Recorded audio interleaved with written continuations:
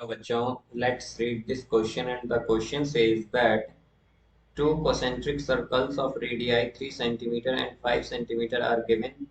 Then length of chord BC which touches the inner circle at P is equal to. Now let's see the options. Option A 4 centimeter, option B 6 centimeter, option C 8 centimeter and option D 10 centimeter. तो आइए अब इस question को यहाँ पर हम solve कर लेते हैं। इस क्वेश्चन में हमसे कहा गया है कि हमारे पास टू कॉन्सेंट्रिक सर्कल्स हैं जिनकी रेडियाई है 3 सेंटीमीटर और 5 सेंटीमीटर, ये हमें गिवन है यहाँ पर। तो हमें लेंथ बतानी है कॉर्ड BC की जो टच करती है इनर सर्कल को एट P। तो यहाँ पर हम की कॉन्सेप्ट यूज करेंगे that chord that tangents from external point are equal। तो हमारे पास क्या होता है कि अगर हम एक एक्सटर्नल पॉइंट से दो टेंजेंट ड्रॉ करते हैं तो वो क्या होती है, वो इक्वल होती हैं। अब यहाँ पर हम अगर देखें तो हमारे पास हमने पॉइंट बी से दो टेंजेंट ड्रॉ किए हैं। ये जो हमारा स्मॉल सर्कल है जिसका रेडियस 3 है सेंटीमीटर है, तो उस पर हमने दो टेंजेंट ड्रॉ किए हैं बी से, एक तो बी क्यू और एक बीपी।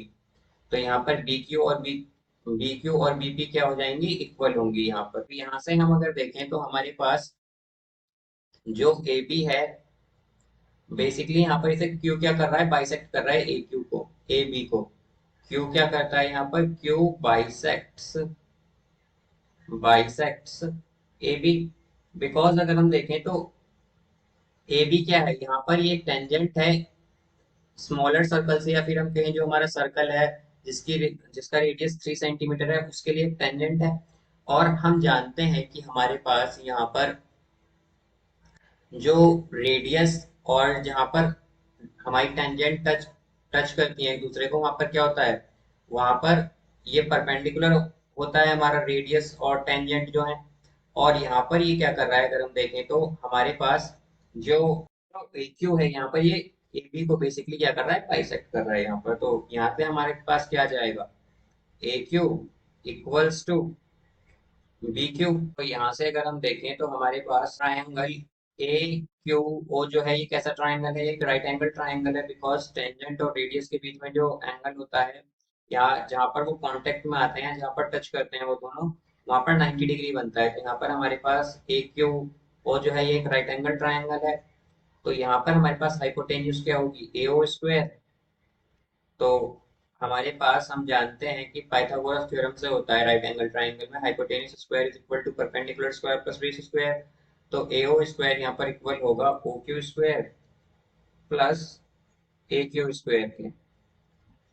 मीन्स यहाँ पर अगर हम देखें तो एओ क्या है 5, तो 5 स्क्वायर 25 होगा, is equal to O Q हमारे पास 3 है, तो 3 स्क्वायर 9 और प्लस ए क्यू। तो ए क्यू यहाँ पर हम फाइंड कर लेंगे, तो ए क्यू स्क्वायर यहाँ से आएगा हमारे पास। अगर हम देखें तो ए क्यू क्या होगा यहाँ पर, ये हो जाएगा स्क्वायर रूट ऑफ 25 माइनस 9। या फिर हम कह सकते हैं कि A Q is equal to 60 square root of 16 या फिर 4 सेंटीमीटर, ये हमारा ए क्यू आएगा। अब यहाँ पर अगर हम देखें तो हमारे पास ए क्यू और बी क्यू इक्वल है। तो अगर ए क्यू और बी क्यू इक्वल है तो हमारा बी क्यू क्या होगा, बी क्यू भी 4 सेंटीमीटर होगा।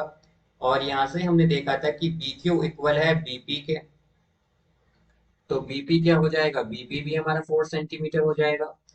और अगर बीपी हमारा 4 सेंटीमीटर है, हमारे पास बीसी जो होगा ये भी क्या होगा, ये भी 4 सेंटीमीटर होगा। बीसी भी हमारे पास 4 सेंटीमीटर होगा यहाँ पर। तो हम क्या कह सकते हैं कि हमारे पास बीसी क्या हो जाएगी, बीसी होगी यहाँ पर बीसी प्लस बीपी, यानी कि 4 + 4, तो ये आ जाएगा 8 सेंटीमीटर। तो इसका करेक्ट आंसर होगा हमारे पास option C, 8 centimetre. So I hope you understood it well. Best of luck, thank you.